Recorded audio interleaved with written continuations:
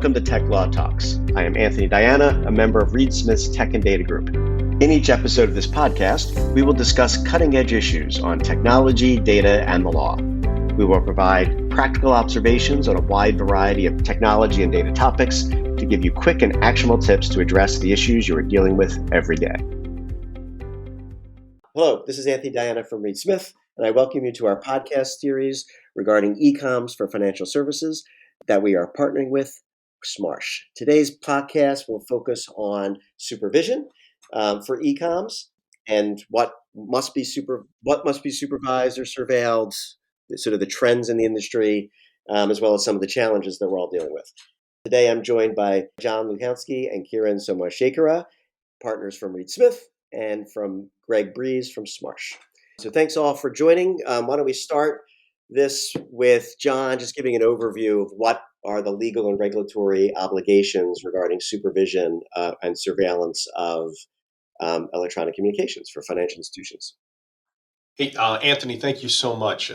Surely can address that topic. So, and where I want to start is at a high level. I think that's where you should start. Is that every organization, financial or otherwise, has an inherent interest to make sure that its business is being carried out in the right way, and so there should be supervision, regardless of whether there's rules to require it or not. It's just good business practice. But a lot of financial institutions, no matter the type, have requirements where you have to supervise your business. And so let's take the broker-dealers, for example. The FINRA rules, specifically 3110, require that firms have system of supervision.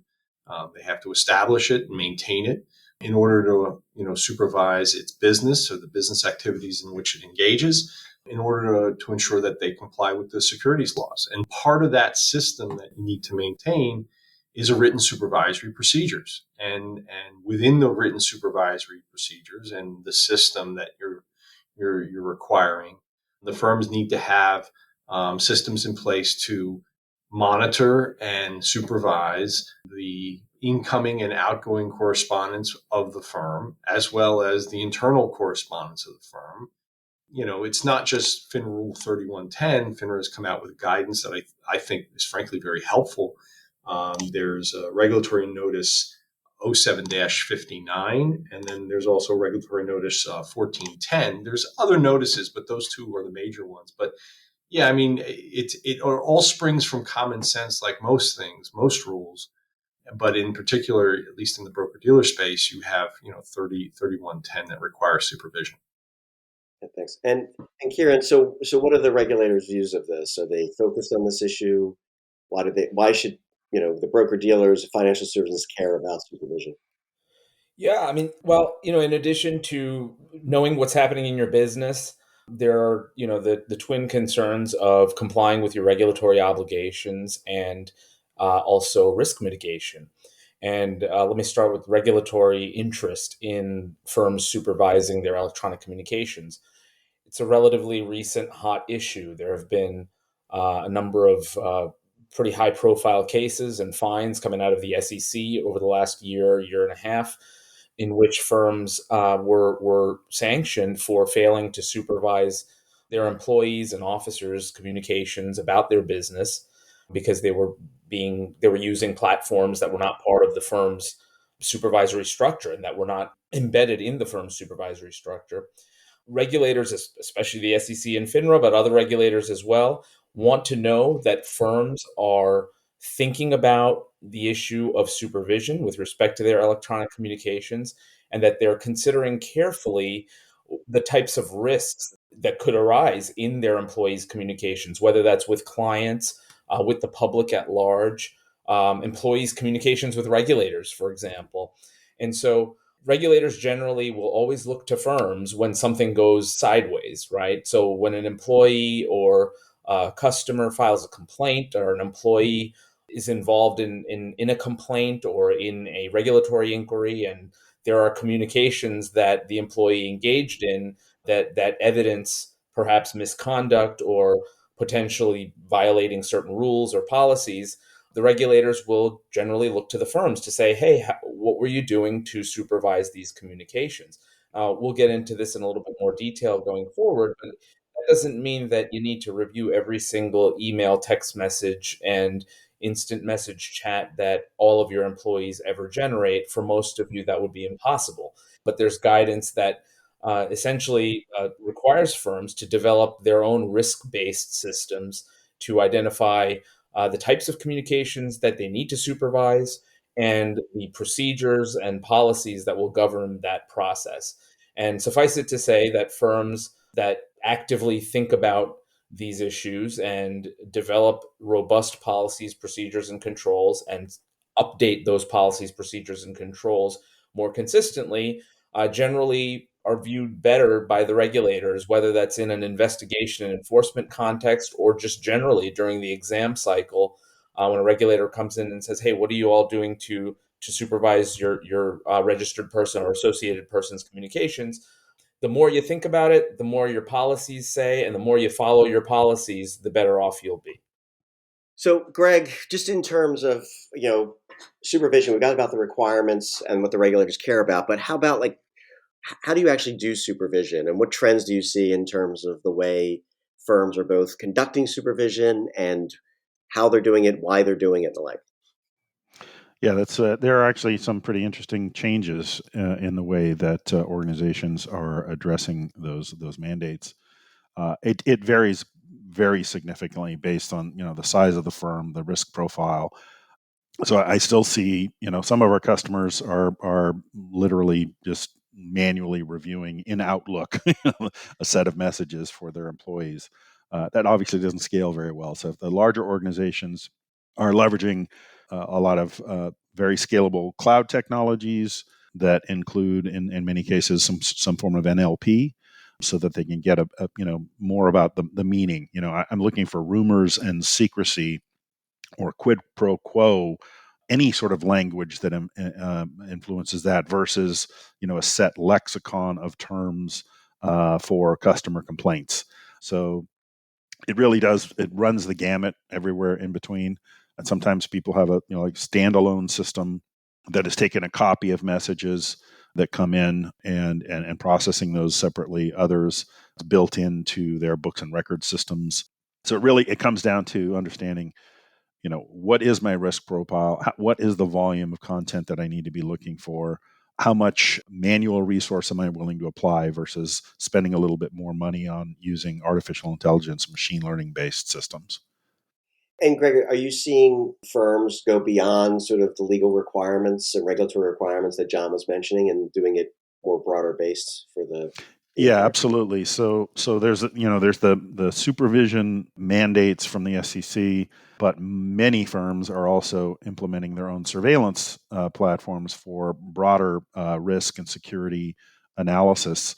And so, a few years back, I coined the term accidentally superveillance. Right, it's kind of a combination of the two. You can meet your regulatory mandates, but also have a broader view of what's happening in your organization for risk mitigation. And I think that benefits a lot of the different constituents in an organization, and can actually be more efficient to consolidate systems for those purposes. That's great. So, and one of the challenges that I think we've talked about in prior podcasts is obviously there's been a lot of regulatory scrutiny on eComms generally, and we've heard a lot about people using personal devices, unauthorized devices, personal accounts, and the like for electronic communications. I don't know who wants to take this, but obviously one of the controls that I think we're hearing about, but I'd like to explore a little more, is basically doing a surveillance to see if people are trying to use other communications, non-approved communications. Have we seen an uptick in that? Is that something now going to be best practice? Yeah, I think Anthony, the proliferation of the platforms in which people communicate electronically, and really it's all the proliferation is all electronic, right? We talk to each other on the phone. We still talk to each other on the phone, but we've gone from in the last 20 plus years, we've gone from emails to text messaging to social media to ephemeral apps, apps that are designed in particular to allow people to send messages that then are not captured anywhere or archived anywhere. And as you can imagine, this creates a lot of challenges for firms in terms of a supervision of their businesses. It used to be the case, 10, maybe 15 years ago, that even the bigger firms on the street could have a policy that just says, hey, you can't communicate with your clients outside of our email system. And you need to sign an attestation every year or 6 months or quarter that confirms that you're not doing that, right? What we've seen recently is that the regulators are saying, sorry, that's not enough. It's not enough to simply take someone's word for it when what they're seeing, really, the regulators are seeing, is that people are continuing to communicate with their clients, and it's not always for some underhanded purpose, right? Sometimes you have clients who say, "Hey, I use WhatsApp, I use WeChat, and that's how I'm going to talk to you." And as a professional within a firm, you don't want to lose that business because your firm's not allowing you to communicate with this client or potential client on the platform they want to communicate. So, firms, the challenges that they're facing these days, will again, using as a preliminary building block, a lexicon-based search tool is great, but that kind of search tool needs to be updated. It needs to be considered carefully on a regular basis. And some of the things you could do is in addition to employing more sophisticated tools based in machine-based learning, you update your lexicons to identify words and phrases like, hey, hit me up on WeChat, or hit me up on WhatsApp, or maybe you can try to include as many of these unauthorized social media platforms or e-com platforms as you can in your lexicon, just as a preliminary search and identification function. And of course, the second piece of that is, if you do have people in your firm who are communicating outside of the firm's channels, and you identify that issue either through your machine surveillance or otherwise. For example, maybe a customer calls you and says, hey, look at all these emails I've been exchanging with my broker, in which the broker, promised me some money because I lost money on my investments last year, right? Obviously, that's not something that a registered professional in the financial industry should be doing. And so you need to follow through on that as well, right? It's good to have kind of your surveillance tools in place, and you can identify a potential supervision risk. But then what do you do after that? Like, what do you do with that individual? Do you go talk to them? And how do you close out that issue and document it? That's critical in this entire process. And then should have probably started with this, but again, going back to policies and written supervisory procedures, you need to, as much as possible, document think about, first of all, get together, get people from risk, compliance, legal, the business, of course, and get people together, think about the types of issues that you want to be surveilling for, and develop policies and procedures, and continue to update your policies and procedures to kind of meet the ever-changing technological needs of your business. And that includes, especially recently, the proliferation of electronic communication platforms that people are using all over the world. Yeah, and I'm getting a lot of questions from clients because they're, it's a hard dilemma, right? Because it's hard. You can't control what people do, right? You can do as much, and if they're using personal apps and it's almost impossible because it's not within, arguably the possession, custody, control of the firm. And they're often saying, well, what else do I do? And as you said, they're doing the normal. They have the policies, they enforce the policies, they do the attestations, and then they throw up their hands and say, what else can I do? I think this surveillance or supervision of the communications and looking for this potential violation of policy seems to be, like, I don't want to say a no-brainer, but almost, I think you have to tell the regulators that you're doing that, because they're going to ask, what else are you doing? I don't know, Greg, have you seen an uptick in this in terms of a focus on, whether it's lexicon or other, I don't know how else you would do it, but any other ways of sort of putting in controls around the use of these non-authorized applications? Yeah, absolutely. I mean, so just to echo some of what Karen said, the idea of having policy is obviously critical, and you can get somebody to sign an annual attestation. But what are you actually doing from a process and control standpoint to validate that that's actually happening? So that means you have to implement things like policies around channel hopping or other mobile type language in your surveillance programs, so that you can proactively identify whether this is happening. And I know that sometimes adding additional support for channels, other channels that you can monitor, can be expensive, but it's not as expensive as the $1 billion in fines that Wall Street firms have incurred recently. So understanding that people will do it, not necessarily nefariously. They might, be on the run and text the client, says, "Hey, I'm going to be late for the lunch," and now that client's got your mobile number and may just be texting you back, and there's automatically going to be a dialogue there. So thinking about being more proactive about saying, "Listen, we can't just shut down, you can only use email, you can only use chat for these two approved channels." You don't necessarily have to try to support everything, but you got to have a broader mix of means of communication.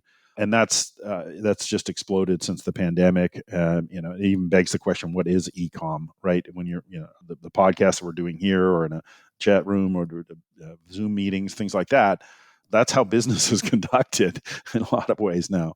So it's important to understand and be realistic about how people are conducting business, making sure that you're providing appropriate avenues so that your customers can talk with their brokers and traders, and that you can still maintain compliance around that. And then continuously searching for those use cases that are falling outside of it by simply updating lexicons or your data models. Yeah, I was just going to add really quickly. It's also important as much as possible, and I know some of your organizations are going to be huge, right? But trying to get buy-in from your business people and your employees on what you're doing is important. People need to understand why you have a policy that says you can't use, WhatsApp to communicate firm business. People need to understand why in order to buy into it, and if they've got a need to use a particular platform or to do something that may be inconsistent with the firm's policies, it's important to kind of engage folks like that and hopefully provide a solution that can work for the firm and for the individual. And then the other thing I would like to add is going back to kind of the regulators' perspectives. The regulators want to see that you're thinking about this stuff, right? This is not perfect supervision. You're not going to catch every message in which there's dialogue about the firm's business outside of an approved channel or whatever. You're just not going to do it. It's not possible to do that.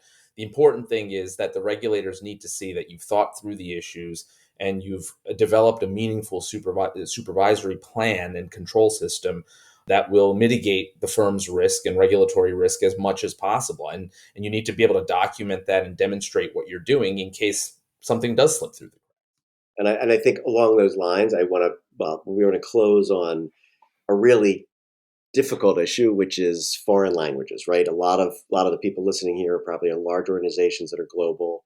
People are using different languages.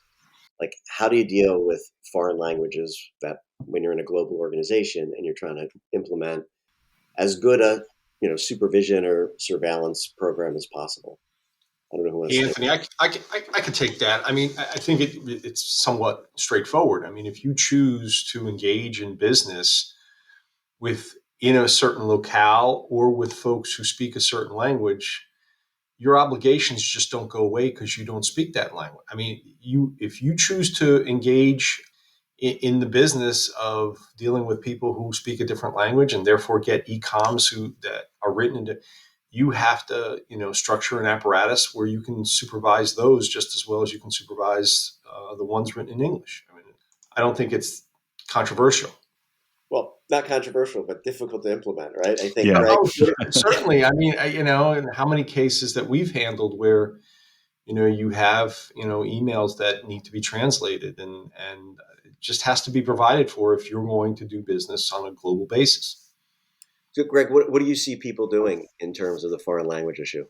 Yeah, it's interesting. So I do think that some organizations are taking a little bit of a risk-based approach, meaning depending upon the volume and the level of business and how much it would cost to remediate the solution, they're kind of trying to find a happy medium there. I do believe that it's inevitable that organizations are going to have to invest more money in this area.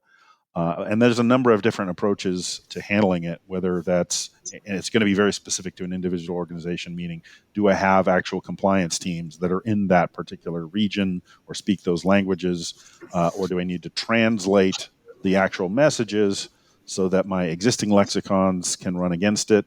Or do I have different lexicons with, regional influence or regional inflection for those?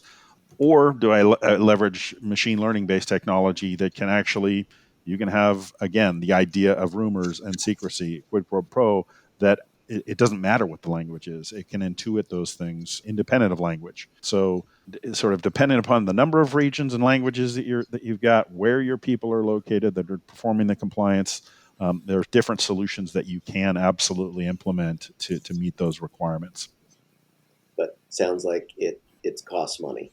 Time. It's not cheap, especially if you're also including voice, right? Personally, I find the distinction between voice and eComm pretty blurry nowadays, and really we should be looking at it a little more holistically and having the ability for machine learning based technology to listen in on a conversation that's happening while there's also chat going in the background in that same meeting, and be able to detect those issues with potentially, mid-sentence change of language. So, yes, it's not cheap, but neither is a $200 million fine. That is true. All right, on that, I will end it. Thanks everyone for joining us. Thanks guys for the interesting discussion. We have further episodes in this podcast series coming up, so I'm glad you've joined, and hopefully you'll join us again. Thanks. Tech Law Talks is a Reed Smith production. Our producer is Allie McCardle. For more information about Reed Smith's tech and data practice, please email techlawtalks@reedsmith.com. You can find our podcasts on Spotify, Apple Podcasts, Google Podcasts, Stitcher, and reedsmith.com, and our social media accounts at Reed Smith LLP on LinkedIn, Facebook, and Twitter. This podcast is provided for educational purposes. It does not constitute legal advice and is not intended to establish an attorney-client relationship, nor is it intended to suggest or establish standards of care applicable to particular lawyers in any given situation. Prior results do not guarantee a similar outcome. Any views, opinions, or comments made by any external guest speaker are not to be attributed to Reed Smith LLP or its individual lawyers. All rights reserved.